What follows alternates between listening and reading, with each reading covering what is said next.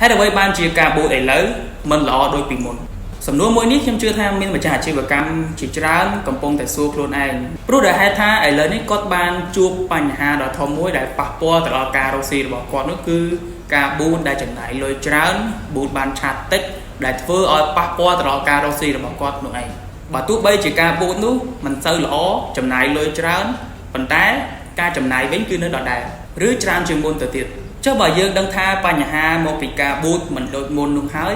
តើយើងគួរត្រូវធ្វើដូចម្តេចដាក់លុយប៊ូតថែមឲ្យគេមើលឃើញច្រើនដើម្បីលក់បានឬយ៉ាងណាព្រោះมันប្រកាសទេថាយើងដាក់លុយប៊ូតច្រើនវាធ្វើឲ្យប៊ូតស៊ីថោកហើយលក់បាននោះទេហើយដើម្បីឲ្យប៊ូតស៊ីថោកមានគេឆាតច្រើនហើយចំណាយលុយប៊ូតតិចហ្នឹងគឺយើងត្រូវការចំណុចពីរធំដែលចំណុចទី1ហ្នឹងគឺ content ល្អ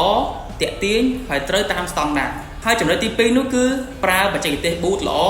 និងការចេះកំណត់អតិថិជនគោលដៅឲ្យបានត្រឹមត្រូវហើយសំណួរមួយទៀតនោះគឺតើយើងត្រូវធ្វើដូចម្តេចដើម្បីឲ្យមានចំណុចទាំងពីរខាងលើហ្នឹងអញ្ចឹងគឺអ្នកទាំងអស់គ្នាមានពីរជំរើសគឺទី1អ្នកទាំងអស់គ្នាអាចរៀនចេះ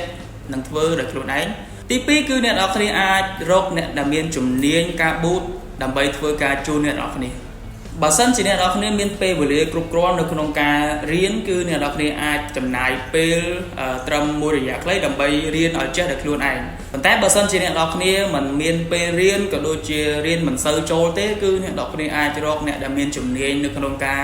ធ្វើការងារមួយហ្នឹងធ្វើការជួលអ្នកទាំងអស់គ្នាបាទឥឡូវហ្នឹងគឺយើងដឹងអំពីបញ្ហាក៏ដូចជាដំណោះស្រាយរួចអស់ហើយអញ្ចឹងគឺយើងនៅចាំតែដោះស្រាយមួយតែប៉ុណ្ណោះដោះស្រាយបានកាន់តែលឿនកាន់តែល្អប៉ុន្តែបើសិនជាអ្នកទាំងអស់គ្នារងចាំគឺមានតែការខាតតែប៉ុណ្ណោះហើយបើសិនជាអ្នកទាំងអស់គ្នាចង់បានជំរឿសណាមួយអ្នកទាំងអស់គ្នាអាចតាក់ទងមកកាន់ page BRF Cambodia យើងបានដែលពួកយើងមានទាំងវគ្គរៀនផ្ទាល់ក៏ដូចជាវគ្គបង្រៀនតាមវីដេអូក៏ដូចជាមានសេវាកម្មក្នុងការគ្រប់គ្រង page ជូនអ្នកទាំងអស់គ្នាផងដែរដែលអាចជួយដោះស្រាយបញ្ហា boost ស៊ីថ្លៃមានអ្នកឆាតតិចរបស់បងប្អូនបានសម្រាប់ឥឡូវនេះក៏ពួកយើងមានជាការបញ្ចុះតម្លៃពិសេសសម្រាប់បងប្អូនដែលចុះឈ្មោះចូលរៀនវគ្គរៀន boost ក៏ដូចជាតាក់ទងជាមួយនឹងការគ្រប់គ្រង page ផងដែរ